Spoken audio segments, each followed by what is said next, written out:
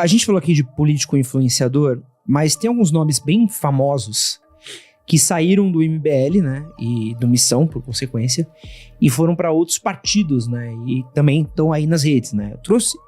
Eu ia fazer uma lista rápida, mas é difícil fazer a lista rápida porque ela é longa, né. Então, assim, é o Faustino, Carmelo Neto, Beraldo, Sandro Filho, Constenaro, o Holiday, o Pavanato, o Betega, o Gabriel Monteiro, o Rubinho Nunes. E aí eu vi uma frase esses dias, e aí eu queria trazer pra você, que é assim, que o MBL revela para outros partidos levarem pra dentro, né? O MBL, ele é a malhação da política brasileira? Cara, eu acho que... é o seguinte, se você for olhar a maioria desses nomes que você citou, salvo raras exceções, como por exemplo, o Beraldo, né? Que ele pediu pra se afastar, é um cara nota 10, tirando... Acho que talvez ele aí só, dessa lista, a maioria escolheu um caminho. Não é que eles viraram de esquerda. Não é que essas pessoas, putz, não, o MBL, eu vou seguir da linha do MBL, mas em outro lugar. Não. Essas pessoas foram virar bolsonaristas. Bolsonaristas. A maioria aí tá no PL. Os que ainda não estão, estarão. Não estão ainda por uma questão de momento. Mas todos esses estão indo para virar bolsonaristas. Fazer o que o Holiday fez, que é patético. Que é um sujeito desprezível, né? Um verme que foi lá dizer: desculpa, Bolsonaro, desculpa, Bolsonaro. Aceita o seu filho negro viadinho de volta. Pelo amor de Deus, o cara desse não tem o mínimo de decência, de postura ereta de homem, né? Ele não é um homem, ele é um rato. Fernando Holiday é um rato, né? Então, esses caras foram fazer isso. Ele, o Lucas Pavanato. Lucas Pavanato estava na manifestação de impeachment do Bolsonaro, dia 21 de setembro de 2021. E eles saíram do MBL em 2020. Após a eleição do Holiday, ganhou a segunda eleição nas nossas costas, nas costas dos militantes do Movimento Brasil Livre, se reelegeu, saiu do movimento. Continuou supostamente na mesma linha em 2021, foi na manifestação do impeachment do Bolsonaro. 2022 fez a campanha falando contra o Bolsonaro. As declarações desses caras são públicas. E aí o que acontece? Vem a eleição, eles perdem, né? Eles tiveram metade dos votos que eles tiveram. Eles tiveram metade dos votos que eu tive nas eleições de 2022. E aí, como um passe de mágica, eles veem que Bolsonaro, na verdade, é a grande solução do país e que é o melhor presidente da história do país. E aí eles passam por esse caminho vexatório, né? Que eu não sei como os pais deles conseguem olhar pra eles e ver alguma dignidade nisso, né? Que eles passam por esse caminho de desculpa, não, perdão, eu sou um merda, eu só falei merda, desculpa.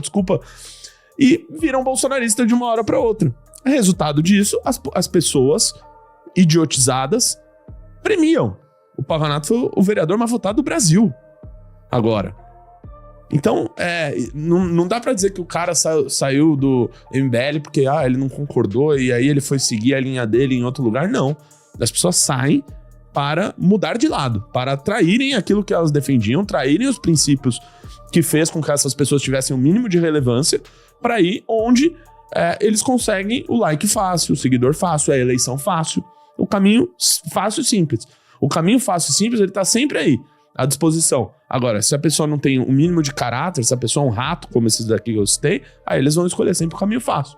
Então, é isso, né? E as pessoas premiam esse tipo de gente. Eu vejo até que hoje uma parte do bolsonarismo olha pra isso e fala, pô, meu Deus, mais um. O cara que tava ontem, falando que o Bolsonaro tinha que, sei lá, apodrecer na cadeia, resolveu virar Bolsonaro de carteirinha.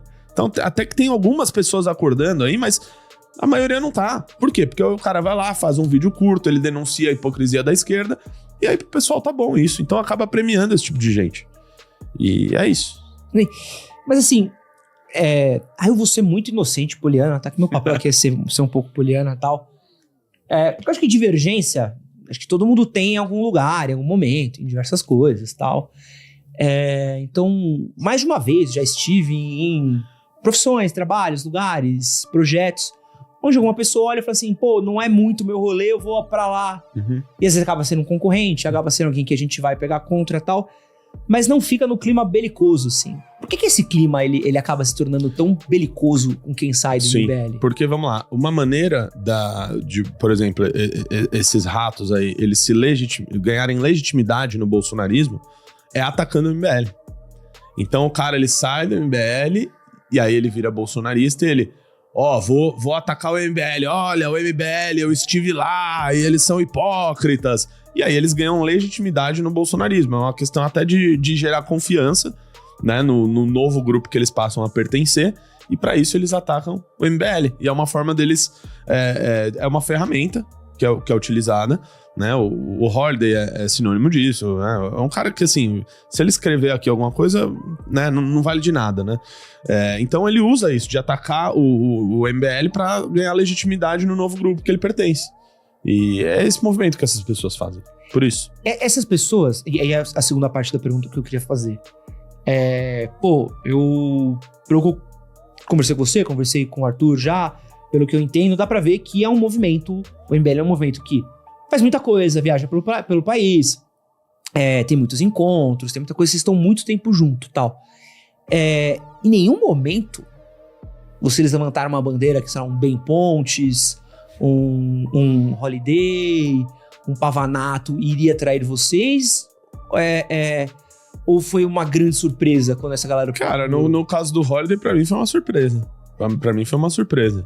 Porque eu trabalhei com ele, enfim. Eu fiz a primeira campanha dele, eu fui tesoureiro da primeira campanha dele, em 2016. A gente fez uma campanha com 40 mil reais. Foi a mais barata do Brasil, numa capital, naquela eleição. Eu levava ele do escritório até o metrô praticamente todos os dias em 2015. E quando ele ia pra Carapicuíba e tal. Então, assim, eu não imaginava. Pra mim, naquele momento, foi um golpe ali que ele fez. E, assim, agora, tem outras pessoas que às vezes vão dando alguns indícios, né? Faz com que muitas pessoas fiquem ressabiadas. Mas, cara, no final das contas, você acaba depositando uma esperança ali de que não vai ser assim, não vai ser assim. E aí acaba sendo, né? Talvez a gente tenha que repensar a maneira com que a gente dá visibilidade para certas pessoas, entendeu? Acho que a pessoa ela precisa passar ali por não um calvário, né? Mas precisa passar por algumas coisas, né? O cara não pode chegar achando que ele vai entrar no MBL, ele vai estar, sei lá, gravando vídeo e só, sabe? Ele precisa passar por experiências que eu passei. Eu tô desde a fundação do MBL, mas eu fiz campanha em 2016, em 2018, fiz manifestação desde 2015, desde 2014, participei das manifestações, organizando, carregando bandeira, faixa, militando, tendo a vida de um militante, para depois participar de uma campanha, ajudar numa campanha, distribuir panfleto, saber falar com as pessoas, criar atos, sabe? Fazer tudo esse processo para depois... Fui lá fazer a campanha do Holliday em 2016, depois fui trabalhar na Câmara. Até 2020, eu era praticamente anônimo. Aparecia em uma ou outra live do MBL, mas mais com o intuito de ajudar o projeto ali do que alguma imagem pessoal. Aí em 2020, eu virei chefe de gabinete do Arthur. Aí o Arthur foi disputar a eleição para prefeito. Aí naquele momento eu ajudei a articular achar um partido que abrigasse a candidatura dele. Conseguimos. Aí o Arthur me indicou para ser presidente daquele partido naquela eleição. Eu coordenei a chapa de vereadores.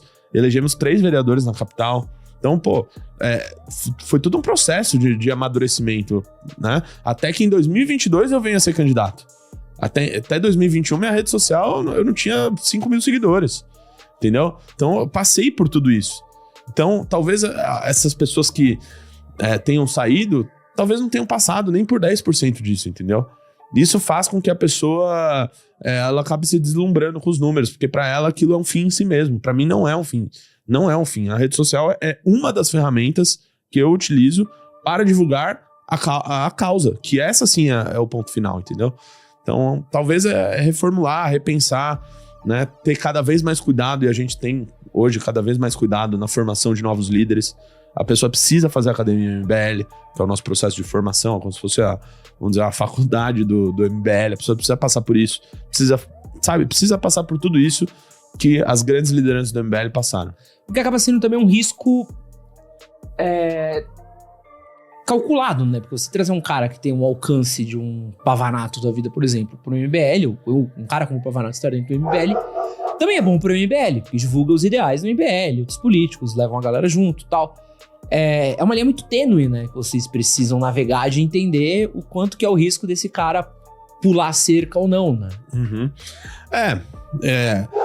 Assim, acho que até no caso do Pavanato, ele ainda quando saiu do MBL, ele não tinha uma grande visibilidade. Ele não saiu do zero também, né? Mas diferente de um Fernando Holliday, que se elegeu 2 vezes nas nossas costas, aí é mais complicado. Ou como esses novos aí que estão saindo, que se elegeram em 2024 com o trabalho do MBL. Então, Qual que vocês acham que é o top 3 aqui? Pô, eu gosto de fazer minhas listas aqui. Top 3 traições do MBL. Assim. Top 3? O Holliday eu já vi que é um. Já fala com um carinho, assim, impressionante. Cara. É que eu acho que aí vai de pessoa pra pessoa, entendeu? Acho que quem tinha... Às vezes tem uma relação mais... Tua, Renatão. Vamos lá. Puta, mano. 3, cara. Que mais doeu, assim? Que mais doeu? Eu diria que eu... Putz, cara, eu não... Pô, boa pergunta, cara. Nunca tinha pensado. Você nunca parou pra pensar? Não, nunca pensei. Não, porque assim, porque é tipo namorada, sabe? Ficava com ela, me trama, já queria terminar e tal, mas aquela ali eu amava de verdade. Aquela ali era... Pô, eu era fiel, pô. Eu acho que nada foi comparado ao Holliday, cara. Eu não consigo nem colocar esses outros na mesma escala, porque eles não tiveram... Eles não participaram, sabe, efetivamente... daquilo tudo que a gente construiu. O Holliday, ele tava no primeiro grupo da missão que eu te falei aqui no início, em 2015, 2016. Ele fez o impeachment da Dilma, ele acampou, eu acampei junto com ele em Brasília, na frente do Congresso. A gente, fez atos, fez tudo. Então, pra mim, ele é disparado a maior traição. Eu lembro que eu falei isso pra ele. Caralho. Quando ele tava... não, porque eu tô pensando em sair, achando que eu talvez, de alguma forma, fosse... apoiar a decisão dele. Eu falei, cara, você fazer isso é o maior traidor que eu já vi na minha vida. Caraca. Você ao menos cumpra o teu mandato que nós te elegemos, né? Mas não, o cara acha que ele se torna a pessoa mais importante do mundo e tal. Então eu acho que nenhum chega perto desse. Desses outros que você citou, eu era amigo do Costenaro, a gente viajou junto pra El Salvador, tivemos uma experiência lá, sensacional. Enfim, os outros talvez eu não tive assim uma grande proximidade. O Ben Post também deu dor de cabeça pra vocês, no geral, né? Esse é novo, tá fresh. Essa é muito recente. É muito recente. Esse eu ainda não digeri completamente.